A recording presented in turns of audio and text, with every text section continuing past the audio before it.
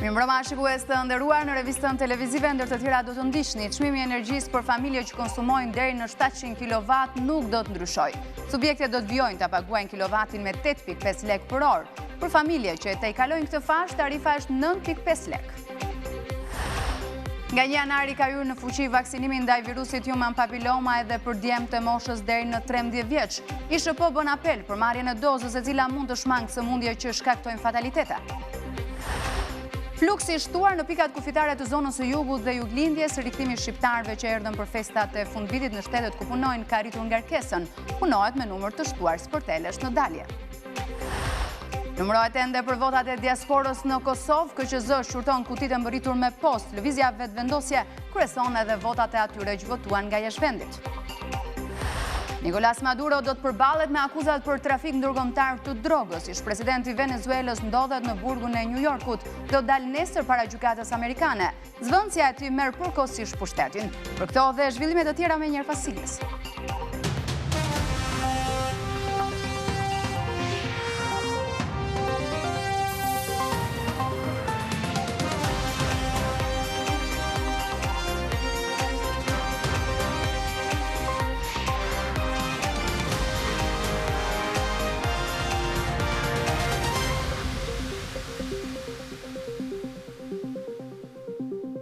Mirë se vini në revistën televizive, unë jam Bruna Qeva dhe bashkë do të njemi me disa nga zhvillimet kryesore të ditës.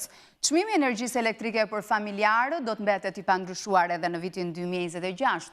Enti rregulatori i energjisë parashikon që familje që konsumojnë deri në 700 kW do të paguajnë 8.5 lek për kilovator, ndërsa ata që kalojnë fashën do të faturohen me 9.5 lek. Çmimi i energjisë elektrike për qytetarët nuk do të ndryshojë edhe për vitin 2026. Enti rregullatori i energjisë ka vendosur të lërë në fuqi fashën 700 kW të miratuar në fillim të 2025-s. Fasha u miratuar në fillim të vitit 2025 për të lehtësuar barën e pjesës më të madhe të konsumatorëve.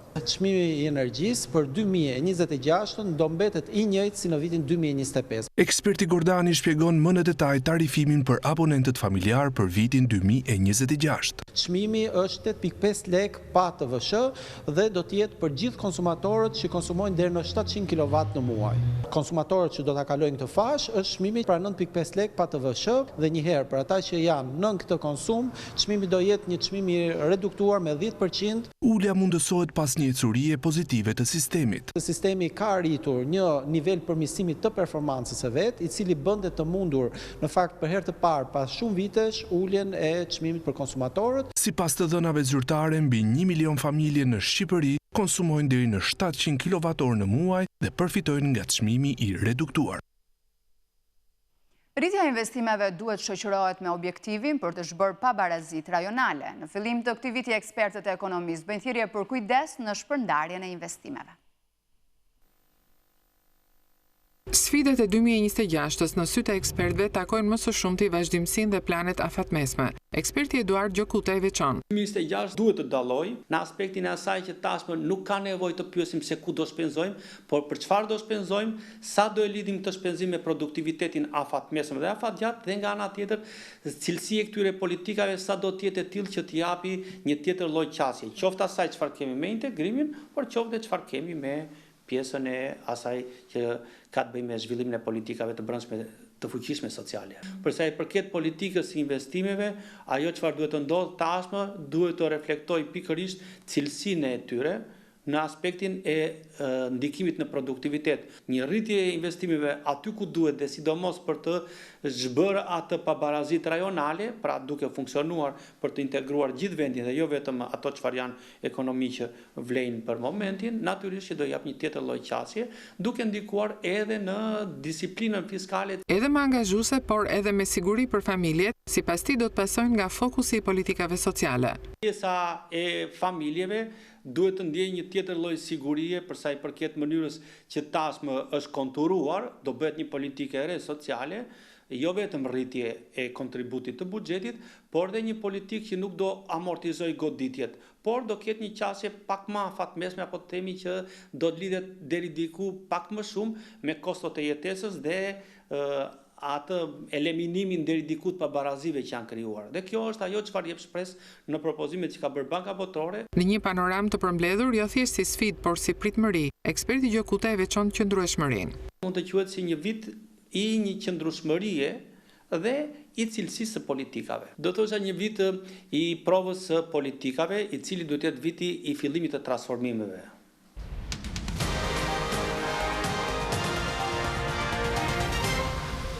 Në kalendarin kombëtar të vaksinimit këtë vit janë përfshirë edhe djemë 13 vjeçar për të vaksinuar ndaj virusit human papilloma, të cilët në pjesën dërmuese janë bartës dhe transmetues të këtij virusi. Instituti i Shëndetit Publik sqaron se vaksinimi djemve dhe vajzave njëkohësisht, përveç se udhëtojnë reduktimin e kancerit të qafës së mitrës tek gra dhe vajzat, do t'ju mundsoj djemve të mbrohen edhe nga disa sëmundje fatale. Nga 1 janari përveç vajzave tani edhe djemtë e moshës 13 vjeç u jepet mundësia të vaksinohen ndaj virusit human papilloma. Futja në kalendarin kombëtar të vaksinimit edhe të djemve sipas Institutit të Shëndetit Publik është një mundësi shumë e mirë për të mbrojtur ndaj këtij virusi që shkakton kancer të qafës së mitrës, ndërkohë që djemt janë bartës dhe infektues të këtij virusi. Tani kemi normalisht diçka të re, që të fusim në fushat vaksinimit dhe vaksinojmë sipas kalendarit kombëtar të vaksinimit, jo vetëm vajzat, por edhe djemt 13 vjeç. Sepse djemt janë jo vetëm bartës të HPV-s, por janë edhe transmetues, ndërkohë dhe mund të sëmuren. Ata mund të kemi kancer anal, mund kemi kancer të traktit urogenital, mund kemi kancer të faringsit, dhe pikërisht për të gjitha këto pasoja që jep tek djemt, është mirë që ata të aplikojnë vaksinën ndaj HPV-s. Vaksina është 4 valente, cilësore dhe po e njëjta që përdoret edhe në vendet e Bashkimit Evropian. Shpesh studentëve shqiptar djem, kjo vaksinë u kërkohet kur shkojnë të studiojnë në këto vende. Shpesh kur ne lëvizim apo qarkullojmë jashtë vendit kur shkojnë për studime apo për arsye të tjera jashtë vendit, kjo vaksinë u kërkohet dhe ata aplikojnë. Prandaj duhet ta zbatojnë kalendarin e vaksinimit, sepse në çdo lloj momenti edhe kjo vaksinë do kërkohet si gjithë vaksinat e tjera. Vaksina kundër virusit human papilloma ka patur një ecuri shumë të mirë. Sipas Institutit të Shëndetit Publik, në total janë vaksinuar 45.000 vajza. Kjo vaksinë aplikohet në të njëjtën kohë me atë të difterisë dhe tetanozit.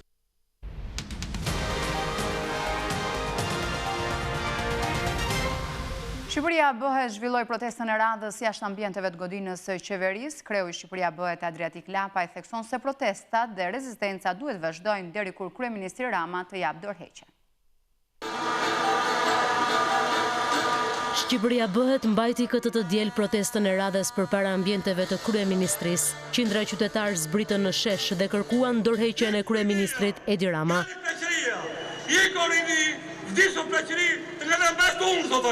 Kryeministri Rama po t'ishte njeri qetë dhe shqiptar, duhet që dhënë dorëheqjen me njëherë me këtë dramë që motë solë Shqipërisë, sepse u vërtetua zyrtarisht vjedhjet më të mëdha që për Shqipërisë. Populli duhet të ngrehet këmbë, jo me partitë politike, për të çiruar Shqipërinë. Për spitalet, për rrugët, për mirëqenien, për çdo gjë tjetër, në çdo qelizë të këtij pushteti është e kalmur. Kudo që të vesh të torkasësh po të futet dorën në xhep, nuk bën dot asnjë lloj gjëje. Përse të mos çohem? Çfarë duhet presim më shumë që mos dalim protest nga gjithë këto vjedhje që bëhen? Kam ardhur këtu për të mbrojtur fëmijët e mi, për të mbrojtur të ardhmen e vendit. Nuk kam interes partijak, nuk jam punësor në shtet, nuk do t'ja di, nuk dua ndim nga shteti për asgjë. Si është të na lë të jetojmë, me dinjqet në vendin tonë. Për çfarë nuk voto atyre? Për çfarë voton njerëzit ti?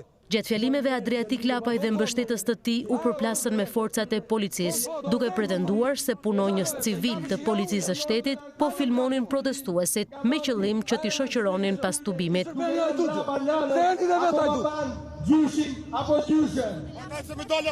Janë civil që i bëjnë foto njerëzve, për t'i identifikuar që t'i kapi pastaj edhe ti. Silkoni janë të roqës. A është unë jam. Prej disa javësh Adriatik Lapaj dhe aktivistë të tjerë vijojnë të qëndrojnë përpara ambienteve të kryeministrisë, duke ju bërë thirrje qytetarëve që t'i bashkohen protestës së tyre kundër qeverisë.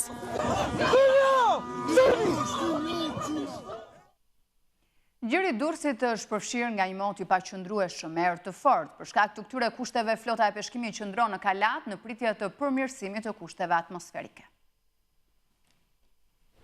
Prej 2 ditësh gjiri Durrësit është përfshirë nga moti i keq, duke vështirësuar lundrimet në det. Burime nga kapiteneria e portit bëjnë të ditur se aktualisht era fryn sipas drejtimit jug dhe jug-perëndim, me forcë 5 ballë në gji dhe 6 deri në 7 ballë në det të hapur. Për shkak të këtyre kushteve, flota e peshkimit qëndron në kalat në pritje të përmirësimit të kushteve atmosferike. Mjetet e tjera lëndruese, siç janë tragetet apo anijet e tonazhit të lartë, nuk kanë pasur probleme. Mëngjesin e sotëm në portin më të madh të vendit kanë bërritur 2 tragete nga Bari, ndërsa mbrëmjen e së shtunës nga porti i Durrësit drejt Italisë kanë 3637 pasagjerë dhe 873 automjete. Kushtet e motit do të vazhdojnë të jenë të tilla deri ditën e martë, ndërsa më pas pritet përmirësimi i motit. Kthimi i emigrantëve drejt vendeve të punës po shënon shifrat larta dhe në pikën kufitare më të madhe mes Shqipërisë dhe Kosovës. Në Morin, nga Kosova në Shqipëri, në 24 orë kanë hyrë mbi 12.000 persona dhe 7.000 automjete. Pas përfundimit të festave të fundvitit, në pikën kufitare të Morinit të shtuar ndjeshëm fluksi i lëvizjeve, vetëm gjatë 24 orëve të fundit kanë hyrë dhe dalë mbi 12.000 persona dhe rreth 7.000 automjete. Duket se këtë fundjavë në pikën kufitare të Bërbashkët në Morin ka lëvizje të shumta të automjeteve për shkak të mbarimit të festave të fundvitit, ku qytetarët e Kosovës janë ata të cilët udhtojnë drejt vendeve të Europës ku punojnë e jetojnë. Jam të udhëtuar për Zvicër, dhe shkojnë nga Durrësi në pari dhe do të udhëtoj për Zvicër. Kam qenë për 2 javë në pushime këtu në Kosovë. Si është pushime? Shumë bukur, shumë mirë. Pushimet në vendlindje janë gjithmonë bukur edhe mirë. Gjena nis për Gjermani. Si ja ka dhënë për festa? Shumë mirë kem kalu, mirë jemi, mirë po ktheum në Kallf. Gjermani ofër Stuttgartit. Për Shkodër. Shkojtë një shok me vizitu, tash për festa shkojmë. Po, takome, është dhonë në Kosovë, po vjen këtu, shoki imi është, vjen të une, ka njerë shkojmë ndaj, për darë, për drejkë, kështu. Gjatë këtyre ditëve, në pikën kufitare të Morinit po punohet me të gjitha sportelet në funksion për të garantuar një kalim sa më të shpejt dhe pa vonesa, ndërkohë, kalimi me procedurë të përshpejtuar për automjetet me targa të Shqipërisë dhe Kosovës vijon të jetë në fuqi deri në fund të muajit shkurt. Pas festave pra të fundvitit ka nisur edhe rikthimi shtetasve shqiptarë që jetojnë dhe punojnë edhe në Greqi, duke si e fluks të shtuar në pikat kufitare. Autoritetet shqiptarë në Kapshtis ka rritur kapacitetet e përpunimit dhe kanë kërkuar bashkëpunim me palën greke për përshpejtimin e kontrolleve. Pas festimit të fundvitit pranë familjarëve ka nisur rikthimi i shtetasve shqiptar që jetojnë dhe punojnë në Greqi duke sjellë rritje të ndjeshme të fluksit në pikat e kalimit kufitar, që prej pasdites së djeshme lëvizjet kanë qenë intensive, ndërsa pala shqiptare në pikën e kalimit kufitar në Kapshtic po punon në dalje drejt Greqis me 5 sportele, 2 prej të cilëve të dedikuar për mjetet e tonazhit të rënd, ndërsa në hyrje funksionojnë 2 sportele. Në kushtet e fluksit të shtuar, përfaqësues të stacionit të policisë kufitare Kapshtic kanë zhvilluar një takim me homologët grek, ku është kërkuar shtimi i një sporteli shtesë me qëllim për shpejtimin e kontrolleve policore dhe lehtësimin e lëvizjes në të 2 anët e kufirit. Gjithashtu, pala shqiptare ka kërkuar që her pas here të aplikohet procedure për shpejtuar për shtetasit që posedojnë pasaporta apo karta identiteti greke. Sipas të dhënave zyrtare, gjatë datës 3 janar, në pikën e kalimit kufitar në Kapshtic, kanë hyrë 3.310 shtetas dhe kanë dalë 6.231 shtetas, ndërsa fluksi shtuar i lëvizjeve është shënuar edhe në Qafthan, ku kanë hyrë 3.259 shtetas dhe kanë dalë 3.124 shtetas. Prej 2 ditësh segment rrugor ura është trend prekal vijon të jetë blokuar. Avenir Çele, administratori i njësisë administrative Postri, bëri me dije se pritet mbërritja e ekipeve të emergjencave civile nga Ministria e Mbrojtjes për të realizuar ndërhyrjen në riparimin e rrugës, ndërsa akset e tjera në qarkun Shkodër janë të kalueshme. Si pasojë e situatës e krijuar prej 2 ditësh nga shëmbja një pjesë të rrugës në segmentin rrugor ura shtrenjt prekal, qarkullimi vijon të jeti blokuar. Avenir Çele, administratori i njësisë administrative Postri, bëri me dije se pritet mbërritja e ekipeve të emergjencave civile nga Ministria e Mbrojtjes për të realizuar ndërhyrjen në riparimin e rrugës. Fatmirësisht nuk kena asnjë problem njerëz, se i kena izoluar në mënyrë shpejt dhe po presim që të bëhen vlerësimet dhe Janë njoftu Ministria Mbrojtjes, Emergjenca Civile Kombëtare dhe besoj se shumë shpejt do t'i kena këtu dhe do t'i japin një zgjidhje që në mënyrë ta hapim sa më shpejt këtë rrugë dhe të bëhet e aksesueshme për banorët. Kërkojmë mirëkuptimin e banorëve që të kenë pak durim, por çdo si të kenë nevojë, ne ju gjendemi pranë për çdo gjë në mënyrë mjekësore, në ushqime që të kenë nevojë ato, do jena pranë tyne, vetëm na kontaktojnë për çdo problem. Ndërkohë, në aksin Bog-Theth, kryesisht në zonën e Qafthores, gjatë natës ka patur rreshje të lehta dëbore. Në këtë aks qarkullimi po kryhet me goma dimrore dhe me zinxhir. Në të njëjtën mënyrë kryhet qarkullimi edhe në aksin Tamar-Vërmosh, me përjashtim të rrugës së Prekalit. Akset e tjera në qarkun e Shkodrës janë të kalueshme, ndërkohë që në territorin e Bashkisë Malësi e Madhe raporton për probleme në furnizimin me energji elektrike, kryesisht në zonën e Zagorës, Vrakës dhe në zonën e Kelmendit. Ekipet e OSHE-s janë në terren dhe bëjnë me dije se po punojnë për riparimin e defekteve.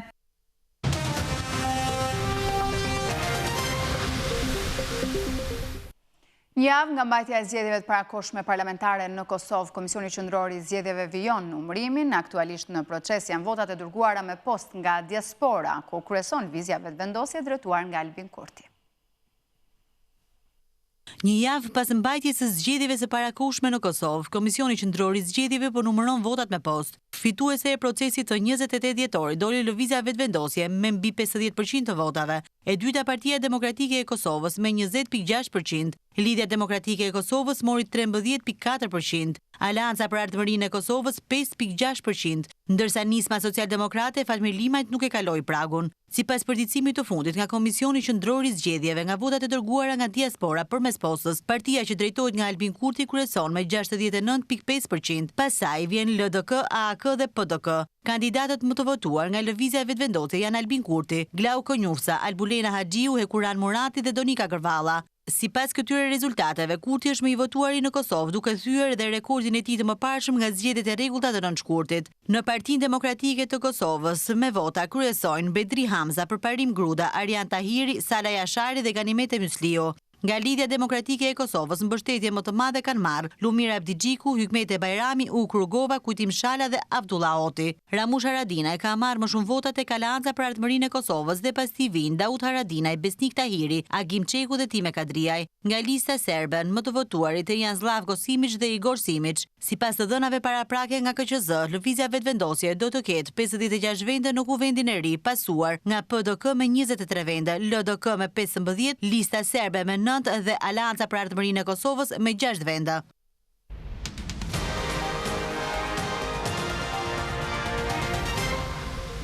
Presidenti i Venezuelës Nicolás Maduro ndodhet në një burg të New Yorkut pasi forca speciale amerikane kapën dhe larguan me avion nga vendi i tij. Ndërkohë, gjykata e lartë e Shtetit të Amerikës Latine urdhëroi zvendësen e Maduros të marrë përkohësisht përsipër detyrat dhe kompetencat e presidentit. Presidenti i Venezuelës, Nicolás Maduro, ndodhet në qendrën metropolitane të paraburgimit në Brooklyn, burgu i vetëm federal në qytetin e New Yorkut. Pas kapjes gjatë një operacioni të forcave speciale amerikane në Venezuelë, Maduro u dërgua në burg në New York, ku ditët në vijim pritet të përballet me akuzat për trafik droge dhe armësh. Pas arrestimit të tij dhe bashkëshortes, Maduro mbërriti në një bazë ushtarake në Shtetet e Bashkuara dhe më pas u dërgua në zyrat e administratës amerikane për zbatimin e ligjit kundër drogës, e njohur si DEA, në New York, ndërsa Shtëpia e Bardhë një video të tij të prangosur dhe të shoqëruar nga agent federal. Në konferencën për shtyp pas aksionit për arrestimin e Maduros, presidenti Trump deklaroi se Shtetet e Bashkuara kanë marrë kontrollin e përkohshëm të vendit, derisa të ndodhë një tranzicion i sigurt politik dhe institucional. Trump la të kuptoi se trupat amerikane mund të dislokoheshin sërish në Venezuelë, duke thënë se Washingtoni nuk ka frikë nga ushtarët në terren. Liderja e opozitës së Venezuelës, e mbështetur nga SBA, Maria Corina Machado, e cila fitoi çmimin Nobel për paqen vitin e kaluar, postoi në mediat sociale se ora e lirisë ka mbërritur. Ajo bëri thirrje që kandidati i opozitës në zgjedhjet e vitit 2024, Edmundo González Urrutia, të marrë me njëherë drejtimin e presidencës, por Trump ishte i ftohtë në lidhje me pritjet se Machado mund të bëhej udhëheqësa e re e Venezuelës, duke thënë se ajo nuk ka mbështetje në atë vend. Ai foli me nota pozitive për zëvendës presidenten Delcy Rodriguez, duke thënë se është në thelb e gatshme të bëjë atë që ne mendojmë se është e nevojshme për ta bërë Venezuelën sërish të madhe. Rodriguez gjatë një konference e hodhi poshtë këtë mundësi, duke kërkuar lirimin e Maduros, ndërsa u zëtua të mbrojë vendin. Pas arrestimit të Maduros, gjykata e lartë e Venezuelës urdhëroi pikërisht zëvendësen e tij të marrë përsipër detyrat e kompetencat e presidentit. Kushtetuta e Venezuelës përcakton se në rast të mungesës së përkohshme ose përfundimtare të presidentit, zëvendës presidenti duhet ta marrë atë post. Ecimët e Irani prej 7 ditësh është përfshirë nga protestat masive, ndërsa lideri suprem i Republikës Islamike bëri thirrje për dialog mbi kërkesat ekonomike, por tha se destabilizimi i vendit nuk do të lejohet. Tubimet e nisura të dielën e kaluar nga tregtarët kundër kostos së lartë të jetesës, tani më janë shndërruar në thirrje kundër qeverisë iraniane. Disa protestues dhe të paktën një antar i forcave të sigurisë u vranë gjatë protestave shtatitore në Iran, të cilat janë përhapur në të gjithë Republikën Islamike. Tubime janë raportuar në 60 qytete dhe 25 provinca. Iran International, një media opozitare me seli në Londër, raportoi se rreth 40 persona janë qelluar dhe plagosur nga të shtënat me armëzjarri të forcave speciale iraniane që nga e diela e kaluar. Demonstratat që filluan nga tregtarët për shkak të vështirësive ekonomike, me përfshirjen e studentëve u zgjeruan në kritika ndaj qeverisjes iraniane, duke e bërë këtë valën më të madhe të protestave që nga viti 2022 të shkaktuar nga vdekja gjatë paraburgimit e Mahsa Aminit, e cila u arrestuar për shkelje të kodit të rreptë të veshjes për gratë në Iran. Këtë herë qeveria ka ndjekur një qasje ndryshe, duke bërë thirrje për dialog. Udhëheqësi suprem i Iranit tha se autoritetet janë të gatshme të dëgjojnë kërkesat ekonomike të protestuesve kundër rritjes së kostove të jetesës, ndërsa paralajmëroi se destabilizimi dhe kaosi nuk do të tolerohen. Protestat janë legjitime, trazirat jo, tha Ayatollah Ali Khamenei duke komentuar për herë të parë për shkallëzimin e demonstratave. Mijëra njerëz kanë dalë në rrugë në të gjithë Iranin ditët e fundit të zemëruar për gjendjen e ekonomisë, ndërsa çmimet e ushqimeve janë në rritje dhe moneda kombëtare ka humbur gati gjysmën e vlerës së saj që nga qershori i vitit të kaluar.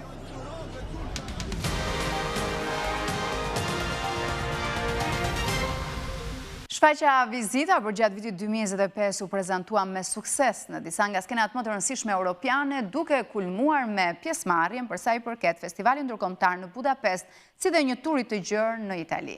Ky rrugtim konfirmon vlerat dhe potencialin e teatrit shqiptar në arenën ndërkombëtare.